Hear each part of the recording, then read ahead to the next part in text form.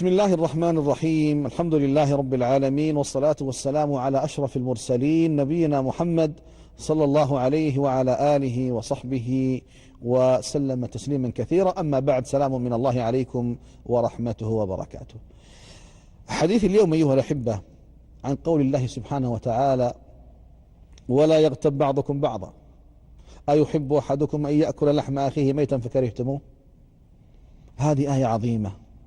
الله سبحانه وتعالى حينما أمرنا بهذا الأمر، هذا الأمر أيها الإخوة يكثر في المجتمعات.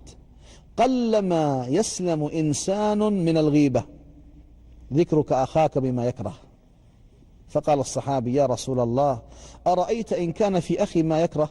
قال: إن كان فيه ما يكره ما تقول فقد اغتبته، وإن لم يكن فيه ما تقول فقد بهته. الآن لا يسلم مجتمع ولا مجلس ولا إنسان من هذا الأمر. بالمناسبة، الغيبة كبيرة من الكبائر، بل أستطيع أقول أيها الإخوة والأخوات أن الغيبة أعظم عند الله من الربا. إن صاحب الربا محارب، فأذنوا بحرب من الله ورسوله، لكن الغيبة أعظم عند الله. يقول صلى الله عليه وسلم: الربا 70 بابا أو حوبا، أدناه والعياذ بالله كأن ينكح المرء أمه. هذا أدنى ذنب في الربا إخواني وأخواتي.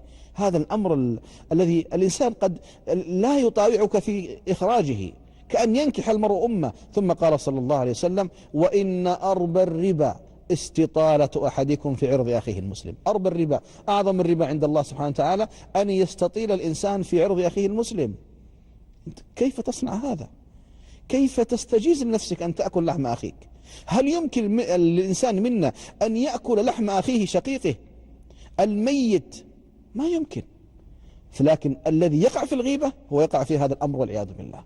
يقول صلى الله عليه وسلم: يا معشر من آمن بلسانه ولم يدخل الإيمان إلى قلبه، لا تغتابوا المسلمين ولا تتتبعوا عوراتهم، فإنه من تتبع عورة أخيه المسلم تتبع الله عورته، ومن تتبع الله عورته يفضحه ولو في جوف بيته. نعوذ بالله.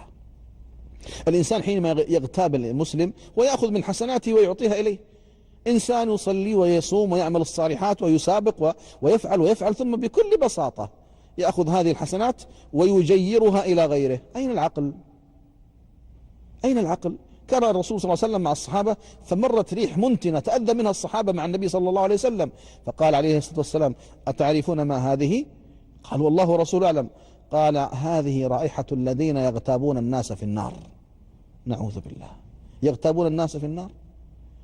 لماذا؟ كما قلت، الشيطان يشهي هذه المعصية لما لها من أثر سلبي كبير علينا.